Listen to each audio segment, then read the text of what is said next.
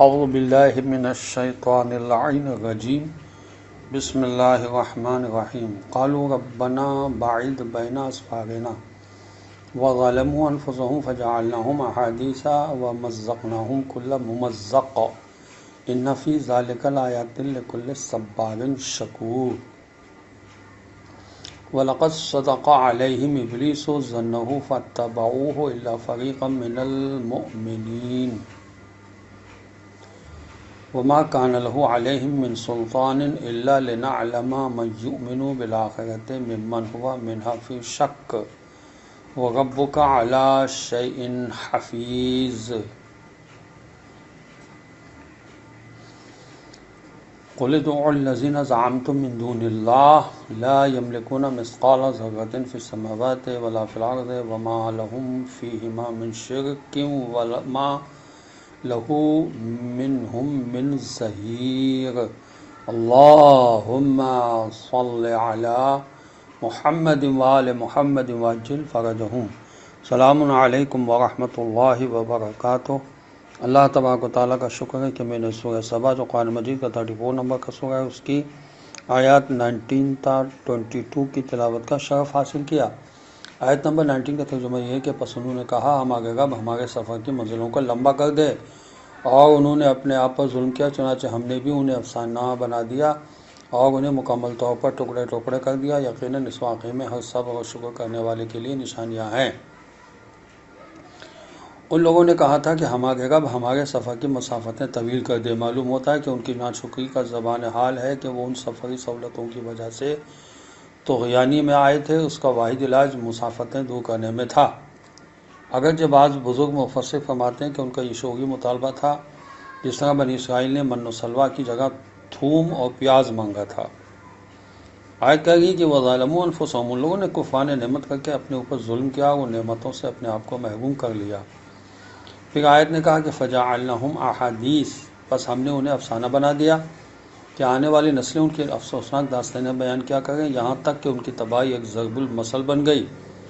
کہتے ہیں تفرقوا ایادی سبا، وہ قوم سبا کی نعمتوں کی طرف پراگندہ ہو گئے، اور آیت نے کہا وَمَزَّقْنَاهُمْ كُلَّ مُمَزَّقٍ، اور انہیں مکمل ٹکڑے ٹکڑے کر دیا۔ اپنے علاقے کی بربادی کے بعد یمن والے دیگر علاقوں میں منتشر ہو گئے اور یہ ترقی یافتہ قوم تتر بتر ہو کر رہ گئی۔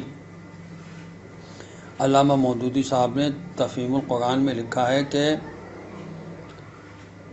اسٹربوک لکھتا ہے کہ یہ لوگ سونے و چاندی کے برتن استعمال کرتے تھے، اور ان کے مکانوں کی چھتوں، دیواروں اور دروازوں تک میں ہاتھی کے درخت، سونے چاندی اور جواہر کا کام بنا ہوا تھا۔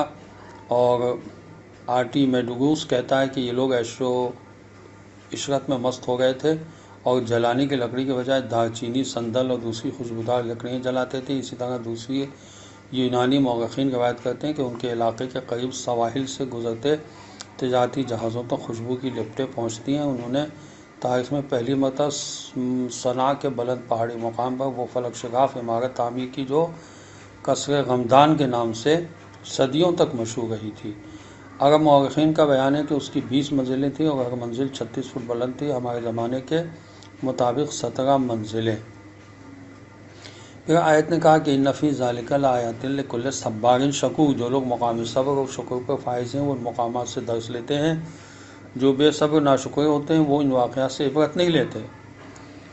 گویا نعمتوں کی فراوانی کی صورت میں ناشکری عذاب الہی کے لیے دعوت ہے۔ آیت نمبر 20 کا ترجمہ یہ ہے اور بتحقیق ابلیس نے ان کے بارے میں اپنا گمان درست پایا اور انہوں نے اس کی پیروی کی سوائے مومنوں کی ایک جماعت کے۔ ان مشرکین کے بارے میں ابلیس کا ظن و گمان درست پایا کہ اس نے کہا تھا کہ میں اولاد آدم کو گمراہ کروں گا سوائے مخلص بندوں کی، چنانچہ چند ایک مومن بندوں کے علاوہ سب نے ابلیس کی پیروی کی۔ آیت نمبر 21 کا ترجمہ یہ ہے کہ اور ابلیس کو ان پر کوئی بالادستی حاصل نہ تھی، مگر ہم یہ جاننا چاہتے تھے کہ آخرت کا ماننے والا کون ہے اور ان میں سے کون اس بارے میں شک میں ہے، اور آپ کا رب ہر چیز پر نگہبان ہے۔ آگے آیت کہہ رہی ہے کہ وَمَا كَانَ لَهُ عَلَيْهِمْ مِن سُلْطَانٍ، ابلیس کا بنی آدم پر ایسا تسلط قائم نہیں ہے کہ اپنی پیروی کرنے پر جبر کرے، وہ صرف وسوسہ پیدا کر سکتا ہے۔ سورہ ہجر جو قرآن مجید کا 15 نمبر کا سورہ ہے، اس کی آیت نمبر 42 میں ارشاد ہوا اِنَّ عِبَادِی لَيْسَ لَكَ عَلَيْهِمْ سُلْطَان، جو میرے بندے ہیں ان پر یقیناً تیری بالادستی نہیں ہوگی۔ پھر آیت نے کہا کہ الا لنعلم من یؤمن بالآخرہ، ایک ممکنہ سوال کا جواب، سوال یہ ہے کہ وہ مسلط نہ صحیح ہے، اسے گمراہ کرنے کی آزادی کیوں دے رکھی ہے؟ جواب میں فرمایا اسے آزادی صرف اس لیے دے رکھی ہے تاکہ یہ بات واضح ہو جائے کہ مومن بالآخرہ کون ہے اور اس پر ایمان رکھنے والا کون ہے، جہاں اللہ تعالیٰ نے ہدایت کے لیے بہت سے اسباب فراہم فرمائے ہیں، جیسے ضمیر، عقل، فرشتے اور انبیاء علیہ السلام، وہاں گمراہی کی طرف دعوت دینے والوں کو بھی نہیں روکا، جیسے خواہشات، شیاطین وغیرہ۔ ان دونوں راستوں کے درمیان انسان کو کھڑا کیا گیا ہے تاکہ ایمان اور شک والوں میں عملی امتیاز ہو جائے۔ مگر شیطان انسان کو مجبور نہیں کرتا، وہ صرف دعوت دیتا ہے، اور شیطان کو آزادی اس لیے دی ہے کہ انسان کا امتحان ہو سکے۔ آیت نمبر 22 کا ترجمہ یہ ہے کہ کہہ دیجئے جنہیں تم اللہ کے سوا معبود سمجھتے ہو انہیں پکارو، وہ ذرہ بھر بھی کسی چیز کے مالک نہیں ہے، نہ آسمانوں میں ہو نہ زمین میں ہو، نہ ان دونوں میں ان کی شرکت ہے، اور نہ ان میں سے کوئی اس کا مددگار ہے۔ جو لوگ اللہ کے علاوہ دوسروں کو اپنا معبود بناتے ہیں ان سے کہہ دیجئے، آیت کہہ رہی ہے کہ انہیں پکار کر دیکھ لو، وہ اس کائنات میں سے ذرہ بھر کسی چیز کے مالک نہیں ہیں، وہ ان کی کوئی حاجت کیسے پوری کریں گے؟ جب وہ کسی کی حاجت روائی پر قادر نہیں ہیں تو تم ان کی پوجا کیوں کرتے ہو؟ اگر وہ تمہاری حاجت روائی کرتے تو اس کا شکر اور اس کی بندگی کرتے ہو تم۔ وما لہم فیہما من شرک، آیت نے کہا کہ نہ آسمانوں و زمین میں ان کی کوئی شرکت ہے۔ اگر وہ مستقل کسی چیز کے مالک نہیں ہیں تو کسی کے ساتھ مالکیت میں شریک بھی نہیں ہے۔ پھر آیت نے کہا کہ وما لہم من ظہیر، وما لہم منہم من ظہیر، نہ ہی اللہ کو ان شریکوں میں سے کسی مدد و کمک کی ضرورت ہے۔ یہ شریک جب ایک محتاج انسان کی کوئی کمک نہیں کر سکتے تو اللہ کی کیا کمک کر سکیں گے؟ جبکہ اللہ کسی کمک کا محتاج ہی نہیں ہے۔ مگر اللہ کے علاوہ اس کائنات میں کوئی ایک ذرے کا بھی مالک حقیقی نہیں ہے۔